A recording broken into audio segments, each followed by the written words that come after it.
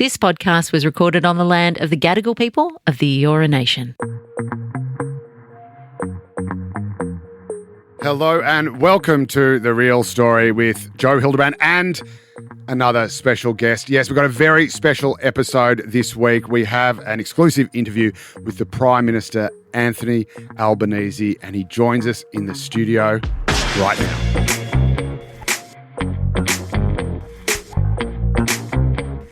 Prime Minister Anthony Albanese, welcome to the show. How are you? I'm pretty good, Joe. It's a long campaign, though, and of course there's many days to go. Well, let's get deep and meaningful. Let's get profound. Let's leave all the sort of policy detail to one side for 1 second. Biggest story of the week, obviously, is Pope Francis dying.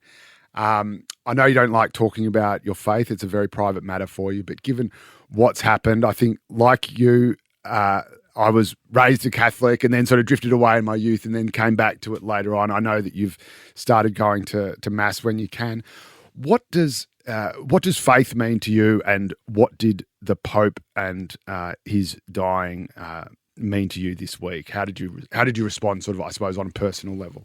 Well, the Holy Father hadn't been well, but he had recovered for Easter, and so it still came as a shock. Yep. Even in spite of his age and his recent illness. And so it did have a profound impact. I think it would have had that impact not just on the more than a billion Catholics around the world, but Pope Francis was recognised for his leadership across the faiths and from people who don't have any particular religious faith, also for his compassion, his kindness, his dignity, the way that he cared about the poor, he cared about working people, he cared about the natural environment, and was prepared to speak out on those issues. He certainly modernised the Catholic Church, and I think he will go down as one of the most consequential leaders of this century. He was a source of inspiration. Because of his social justice commitment that he had, the way that he led his life as well, the dismissal of some of the trappings, as they're called, of office. We should say famously he took when he was a priest and a bishop in Buenos Aires in Argentina. He took the bus. He eschewed the papal limousine that was on offer for a small little runabout that he used to get about Rome in. Wouldn't live in the papal apartments. Instead, chose a very small sort of dorm style accommodation. That's right. Like last year, when he travelled to the region, including Indonesia, Papua New Guinea, Timor-Leste. In Papua New Guinea, we received a request through Prime Minister Marape and also through the Vatican. He wanted to visit a highlands village. Now, it's pretty difficult to get into some of those remote communities. Yes. Even more difficult to get back out again sometimes. So we sent an Air Force, not the most salubrious of aircraft, up there, one of those, a troop carrier essentially, so that the Holy Father got wheeled up in his chair up into the back of the plane, up the ramp. And so it was like a cargo plane. Essentially is what it is. Yeah. Normally, I've travelled in a remote Indigenous communities in those aircraft, and you're strapped on the side like something out of a movie. And the fact that the Pope, in spite of his age and his health issues that he had, was so determined to visit this village in the highlands of Papua New Guinea was just extraordinary. And that's the sort of person that he was and the way that he lived his life. He encouraged students and people to come back to the Vatican and to visit Rome. He was someone who really made a profound impact on people. His writings, I've read a range of his writings as well about everything from climate change to the rights of working men and women to the need to tackle poverty and disadvantage, to speaking out about greed. He was someone who was very outspoken. He came up against challenges, of course, in some of the previous orthodoxies of the church and was prepared to argue his case.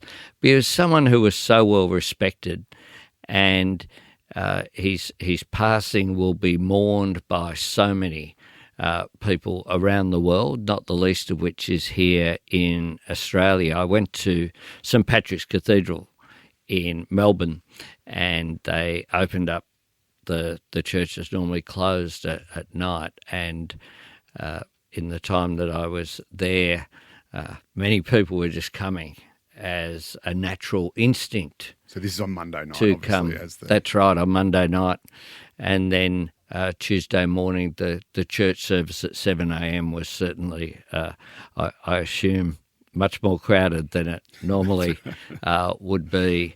A lot of lapsed Catholics in this country. People want to pay their respects to the Holy Father.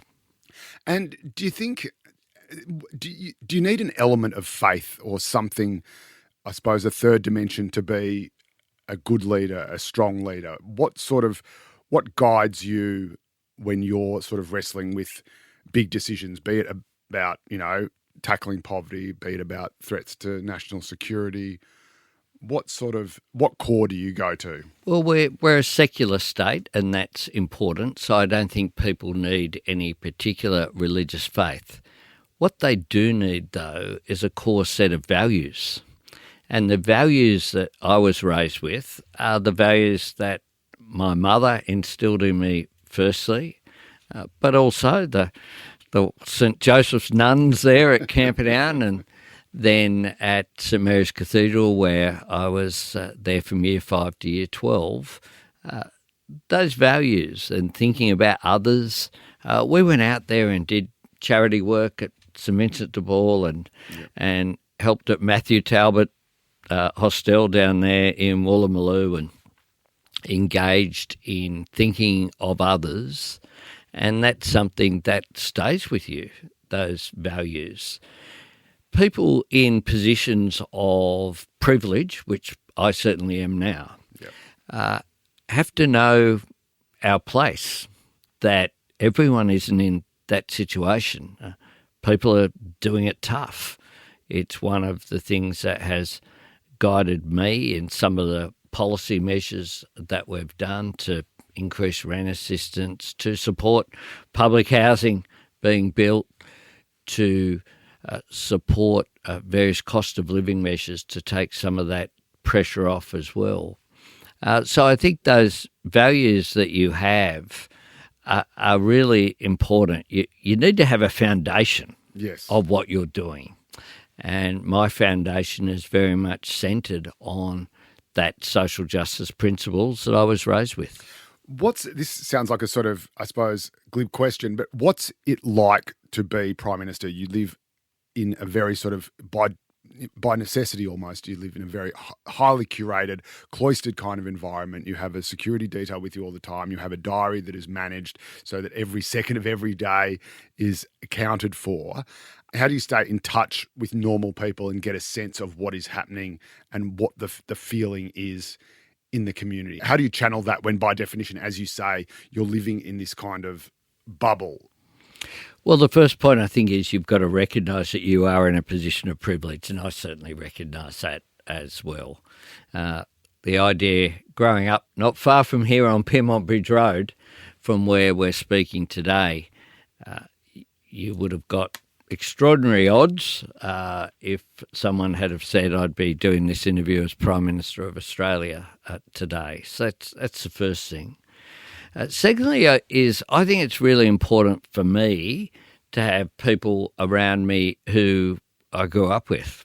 The people who I grew up with as proud houseos in Camperdown. So I've told the story before, but it's one that will stay with me till my last days, of being at the War Memorial the night before the first sitting of Parliament in 2022 and getting a text message from a friend of mine, Cherie, who I grew up with, who'd taken a photo of me speaking at the War Memorial, and finding out that 8 of my friends who I grew up with, including, Clayton had come from Freo. He worked on the wharves over there. He travelled around Australia, became a wharfie and stayed in Freo and has raised his family there.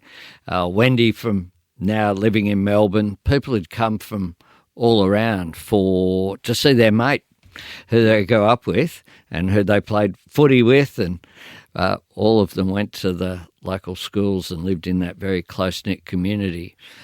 They all travelled to Canberra without telling me. They just organised it. So I had them at the lodge. The first night there after very Pope Francis after of you, that, it was fantastic. And so I went to a 60th birthday of Cherie upstairs at the Camperdown Hotel, and they had all sorts of beer, Reshes and Tuis. That's right. Now it's a very different. I probably had Tui's old as well, but a very different place these days.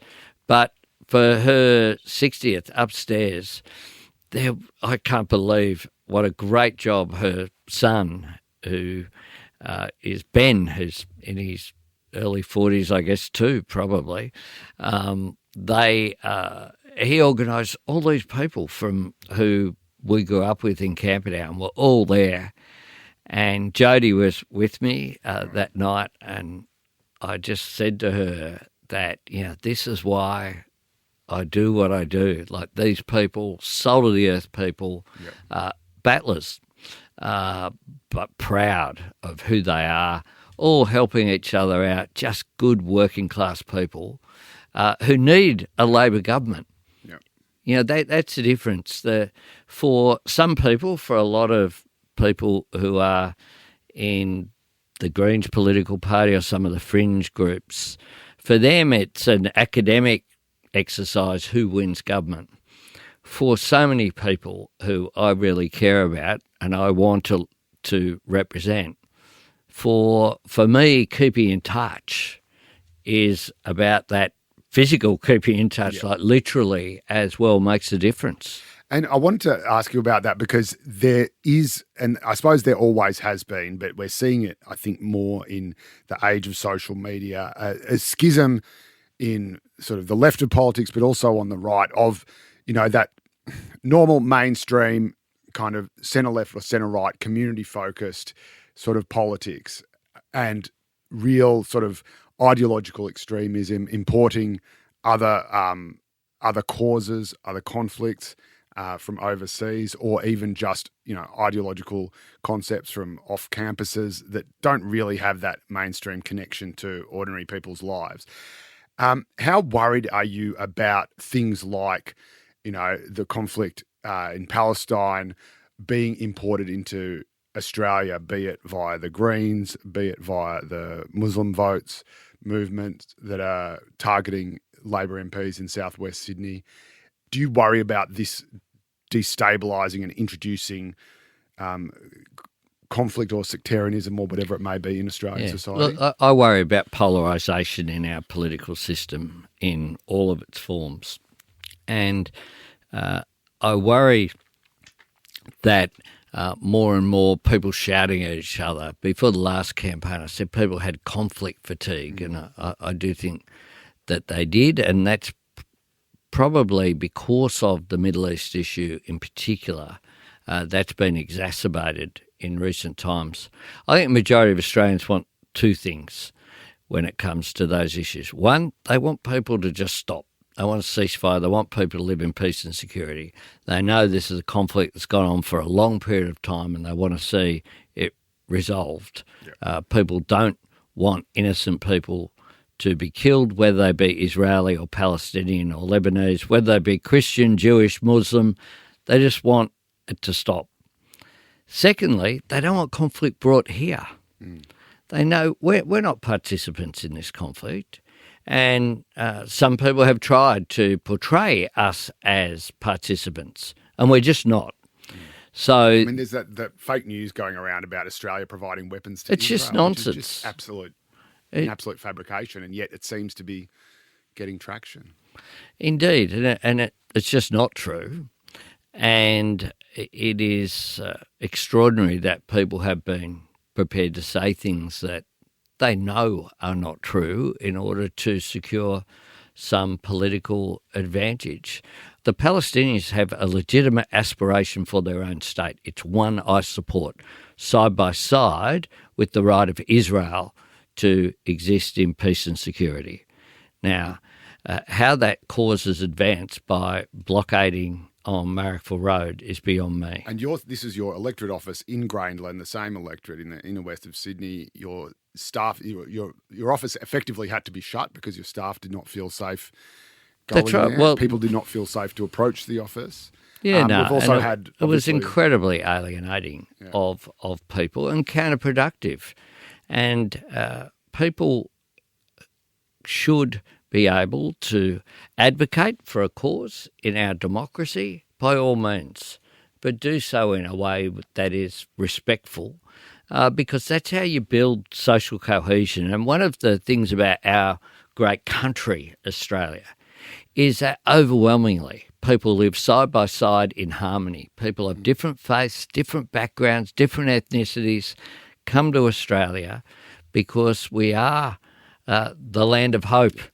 And we need to hold on to that. That's part of my pitch at citizenship ceremonies, is that we can be a microcosm for the world that shows that people of Catholic, Hindu, Muslim, Jewish, Buddhist, Orthodox can all live side by side and be enriched by our diversity. On that, obviously, we all know that Labor and the Greens effectively, Labor relies on Greens preferences in much the same way that the coalition, is a coalition of the Liberal and the National parties, and they often rely on One Nation preferences. Do you envisage a day when Labor will be able to run in elections without even having to do any preference deals with the Greens? I know there's moves by the party to form a relationship with the Legalised Cannabis Party ahead of the Greens, as we flagged on this podcast weeks ago. Will Labor ever be able to sort of shake off that green tinge to it? Importantly, of course, overwhelmingly in most seats, if people vote number one for the ALP candidate and then number all the boxes, as long as it's numbering all the boxes in order, 2, 3, 4, 5, 6, etc., then it's a formal vote. Like the preferences aren't counted from the Labor Party. People who vote for minor parties in our compulsory preferential system do get to determine where their preferences go. And some people follow how to vote, but not everyone does. I'm a strong advocate for people voting for a major political party, funnily enough. But I respect people's democratic rights to determine what they want to do. I would caution this. There are many people at the last election who voted for Greens candidates in Brisbane, for example, thinking that that was a way of, from their perspective, making Labor do certain things, do more, to put it that way, as they would see it. The problem is that the Greens have used their political power to actually block Labor doing things, and the best example of that is housing. I mean, our Housing Australia Future Fund was there to build public housing, including 4,000 homes reserved for women and children escaping domestic violence. Now, the coalition, as I called it, of the Greens, the Liberals and the Nationals teamed up, not just to vote against it, but what they kept doing was voting it that it could not be considered for months at a time, kicking the can down the road. And that has meant there's a delay in housing supply. And thousands of people don't get It's as simple as that. In the end, it went through, like our Help to Buy scheme to help people in a home ownership went through, but only went through in December. So no one's been assisted because it takes then, there's a delay, obviously, months to get the program in place after the legislation is carried. So given that the Greens are so obstructionist and given that most of the Greens' votes will come back to Labor anyway, what is to stop Labor from doing what Josh Burns has just done in McNamara and just having an open ticket and saying just vote Labor and then do what you want? I'm not going to recommend a vote for the Greens. Would they not? I mean, they're not going to vote for the coalition ahead of Labor. I mean, 80% of the votes would probably come back to you anyway, wouldn't they? The organisational wing look after all of that. I'm way past that, thank goodness. You used to.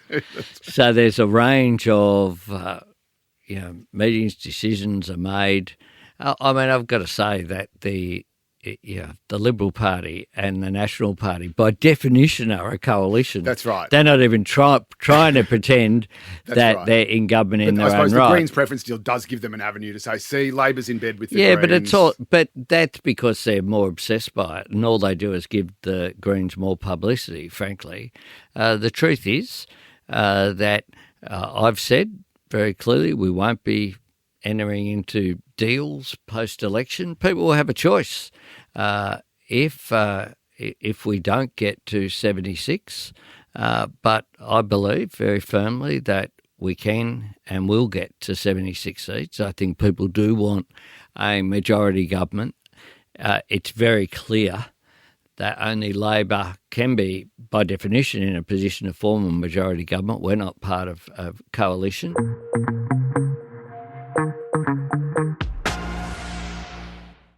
Tell me, obviously there's been a couple of sort of security scares or not, depending on who you believe, in this campaign, and shortly before it we had the Chinese ship circumnavigating Australia. We had the prospect raised of a Russian request to Indonesia for use of a military base on Papua.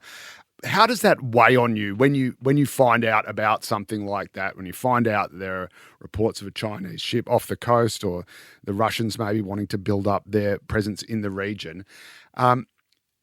Do you have a sort of set of first principles that you go to when it comes to responding to that? How do you go about that? The good news is that our intelligence agencies do a pretty good job.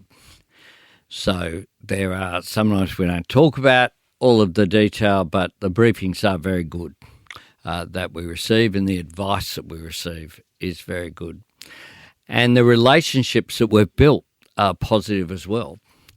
So with Indonesia, for example, we have built a very strong relationship with President Prabowo, with the Foreign Minister, with the Defence Minister, with their respective counterparts as well.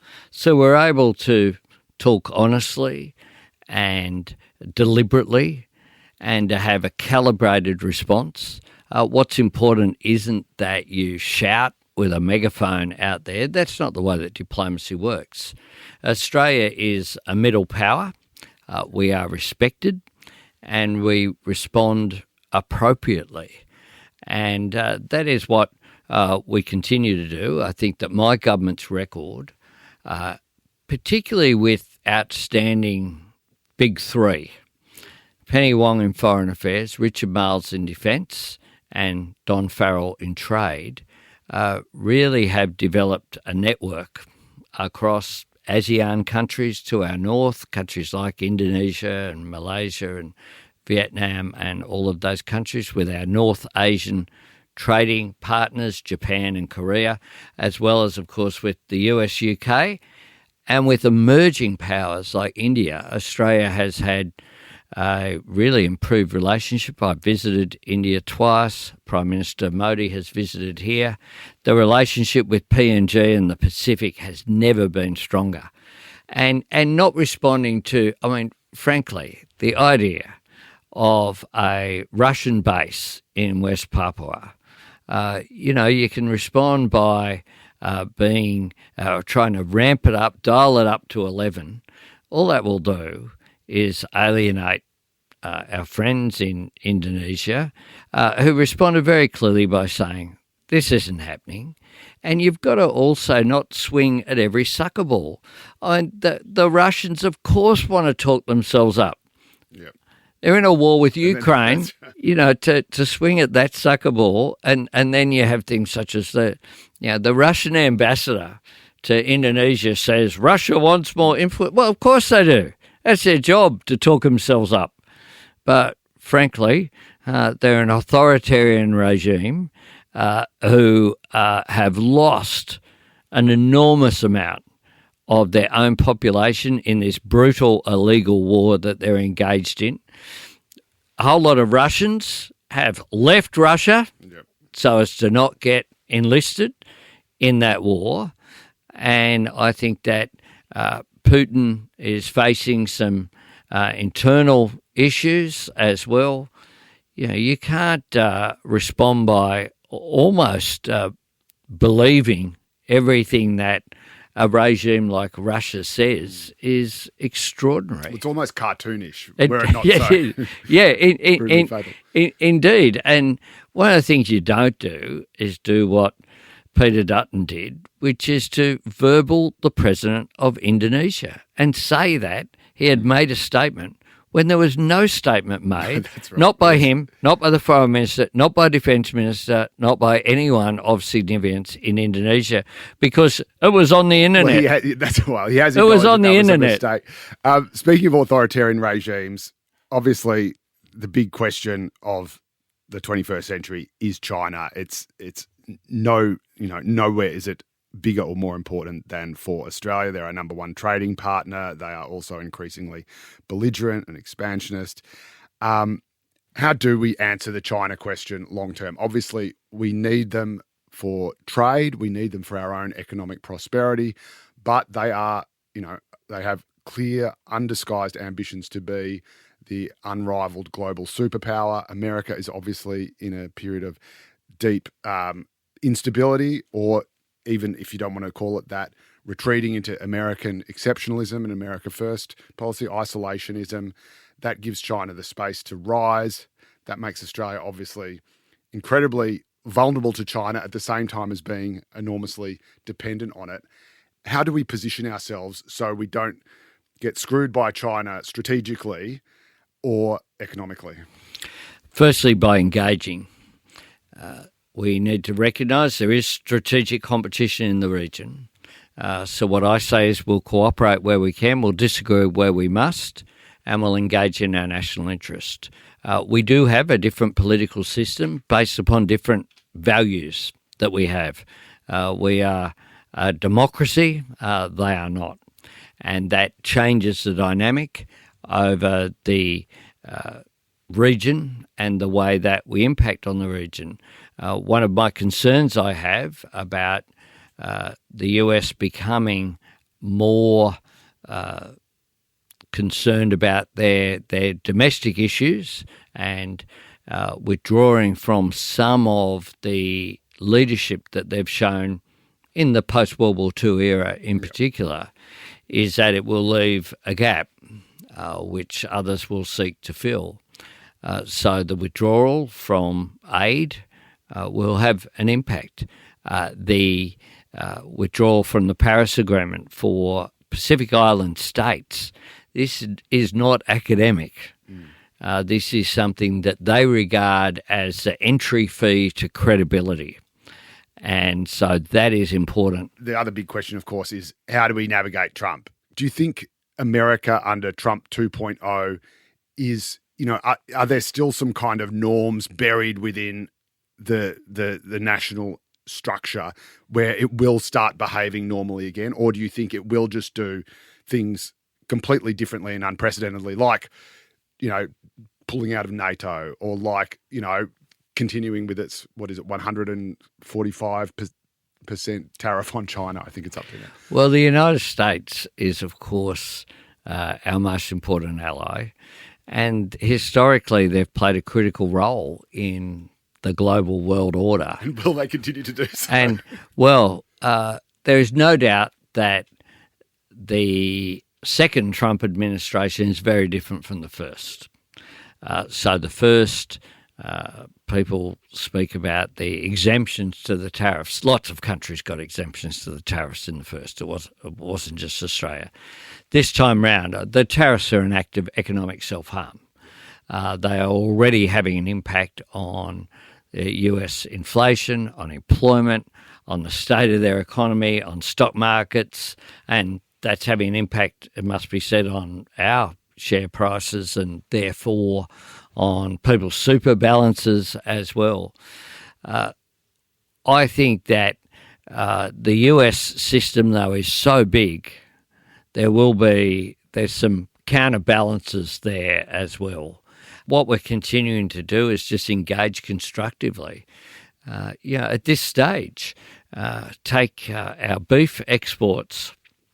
I spoke to some producers there in Queensland, and what has occurred already because of the US-China trade barriers which are there, there's tariffs on our beef exports to the US, but the Chinese market's just gone whooshka through the roof.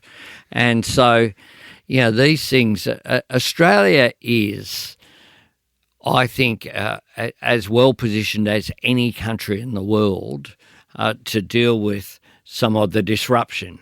And that's what it is that's occurring in the global trading system because we have put in that effort with our ASEAN neighbours, with India, with Europe, with other countries as well. We've diversified our trade, and so we'll continue, though, to see how it plays out. We'll continue to respond in a mature, orderly way is what is important.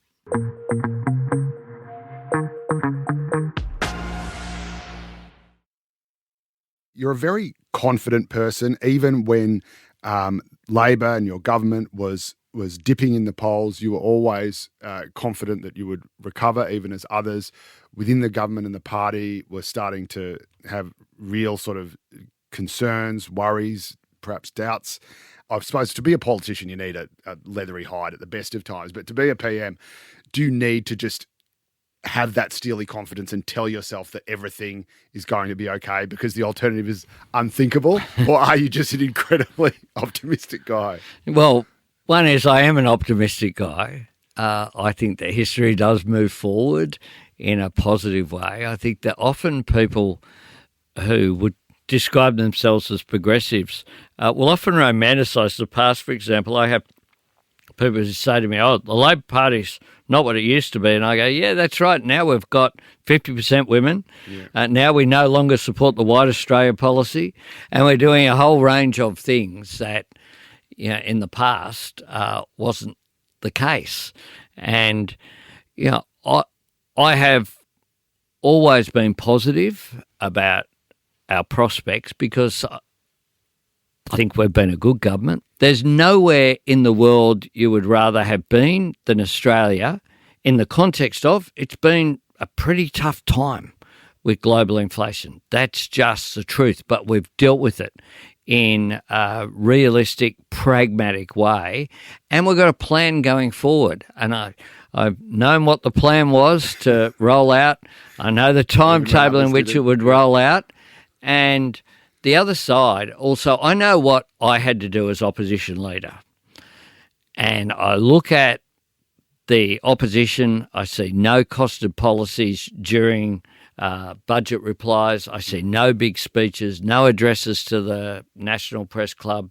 They haven't done the hard work. They have promoted grievances and tried to tap in there, sure, but that's the easy job. You need an alternative, and what they've got is $600 billion nuclear power plants, $20,000 for free lunch for bosses, and cuts. I mean, it is extraordinary that at this election on the 3rd of May, on the ballot paper will essentially be tax cuts from the Labor Party, and not just opposition to them, but they're actually going to elections saying they will increase the income tax of all 14 million Australians. And that's before the cuts to education and health and other services start. I must say, I think opposing, for a coalition to go to an election, opposing tax cuts is something did not think I would see. Well, it wasn't on the bingo card, It was not on my 2025 It bingo probably card. wasn't on the Bradfield Liberal Party FEC bingo card either, because it's just something that is extraordinary. One of the big things you did just recently, earlier this year, was bring in these changes to social media laws and restricting social media for children. And this is something that has a huge impact, and I think is going to have an even greater impact. We know the damage that it does now. We know how it distracts kids at school. It's been banned in schools in New South Wales and will be all over the country very shortly. You know, how do you cope with sort of just the barrage? And politicians of all sides get it, and I know that you've had to step in sometimes when the Labor Party's been too cruel to Peter Dutton. But how do you just cope with that stuff? Because there must be times when it gets to you and you just think, oh, for the love of God. Don't read the comments. Don't read the comments. That's the first thing. I used to, when I was less busy, I would ring people who'd send these quite extraordinary emails sometimes. And when you'd ring people and they'd go all of a sudden very polite when you actually talk to them. Because people, I think, through messaging in whatever form, will say things they'd never say to your face or even over the phone. And I think that's a real problem. It is something we need to have a debate about. And before we did the social media ban, I spoke with parents who'd lost loved ones, who'd been bullied, and no parent should lose a child. And losing them in those circumstances requires a response from the state, essentially from government. And we don't pretend that what we're doing will mean no child ever gets to look at social media, just like we ban alcohol for under 18s. Yep. Chances are last Saturday night there would have been a 17-year-old somewhere got a beer. Yeah. But what it does is it sets society's values forward as well. That's so important. I have had the opportunity to watch Adolescence. I don't know if you've I know all about it. Watched I haven't seen. No, I couldn't bring myself to. It is so powerful. Yeah. I mean, this family where I'm not giving up the storyline here. Alert, spoiler alert. But their young son, who they love dearly, as people do their child, engages in a crime that is horrific, is beyond belief for them, and they don't know about it. And people are entitled to think that someone in their bedroom by themselves is safe. Yeah. And what we know is that social media can mean that they're not safe, and that the impact of it is severe. I want kids to be out there playing footy and netball and tennis and swimming and whatever, and talking to each other and engaging with each other. That human interaction is so important, and we can't afford to lose those social skills. And we obviously see a lot of that happening in the US. And I'm not a kind of crazy, Trump derangement syndrome guy, because on top of that, you've got basically the people who wear bison's heads as helmets running around the Capitol, but you've also got a whole bunch of ordinary working people who just feel like they've been left behind by the establishment, by the system.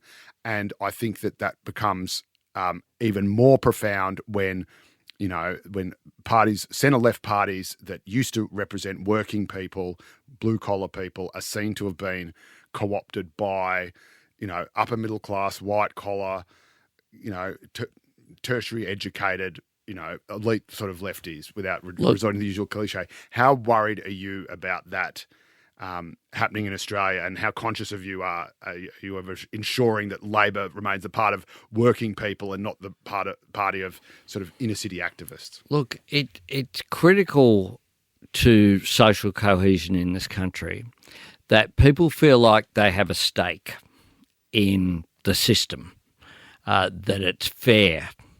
And it goes beyond, I'd broaden it out. For me, it's not about just the Labor Party or political parties. It's about the way that people see society. And there's no doubt that in the United States there are a whole group of people who feel like the system is stacked against them, who are surviving on tips rather than their wage, who can't get ahead in life at all, and who therefore are susceptible to a message that says the reason why you can't get ahead in life is because of someone who doesn't look like you. And that is a dangerous circumstance. And one of the things that my government's been really conscious of, I speak about no one left behind, no one held back, that the measures that we've put in place on industrial relations, for example, of giving aged care workers 28% increase, childcare workers 15% increase, same job, same pay, so that I've met mine workers who've earned $34,000 additional because they were doing the same job as someone working side by side. The manipulation of labour hire as opposed to people working as employees that was done by a range of companies in the mining sector, in the airline industry, is something that shouldn't be allowed. I am really proud that we have real wages increasing 5 quarters in a row. Issues like the right to disconnect, when we did that, people lost their mind, some people, and said, this will lead to chaos. Guess what?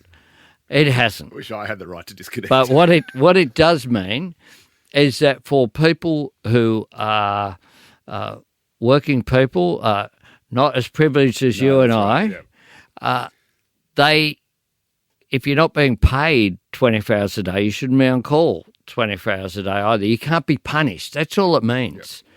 Equity in the system is important. It's not just a labour social justice value, the rights of working people. It's also about the cohesiveness of Australian society as far as I'm concerned, and stopping that polarisation of haves and have-nots. If you're an advocate for change, and I am an advocate for change, I think that the world does change. You can either try and shape it or it'll shape you. You've got to bring people with you on the journey of change. And I'm not a big nanny state person in general. I think in general you've got to have a good argument to intervene. Said unequivocally, you don't like cancel culture, and you said this to Piers Morgan just to prove you nail your colours to the mast. You were asked what a woman was. I don't want to open that whole can of worms again. But again, you seem to be returning a bit of, I guess, what my beloved colleagues on Sky After Dark would call a bit of common sense to some of these kind of crazy culture you'll wars. lose me if you quote Sky After Dark. Because I think they involve themselves in culture wars consistently. And one of the things I'm trying to do is to not go down that track, because that's exactly what I'm saying. By and large, that you don't get into these issues. You don't wade into people. I think I respect people for whoever they are. I don't support punching down on minorities, but I think get on with life rather than also trying to look for offence. And one of the things that really gives me hope, we can finish with, you asked me early on, was I an optimist? And I absolutely am. And you know what gives me optimism? Every time I go into a childcare centre or a primary school, what you see is little kids, they don't see colour, religion, ability, they don't see anything, they just see other little kids. And that's fantastic. And that's the way that it should be. I think prejudice is learned behaviour, essentially. And I reckon if the whole of society was like every childcare centre I go into, would be a lot happier. Well, that's a pretty good note to end on. I'm starting to feel a little bit optimistic myself after that. Prime Minister Anthony Albanese, mate, thank you so much for joining us on Thanks so much, Jack. Well, thank you so much for listening. I hope you enjoyed that. We're going to try to get Peter Dutton on next week if we can for a bit of balance. Until then, you can send us your feedback at therealstory@novapodcast.com.au, or you can send me a DM on Instagram at Joe_Hildebrand. And of course, you can read my daily election analyses if you're a subscriber of the Daily Telegraph or any News Corp masthead every single day from now until polling day. See you next week.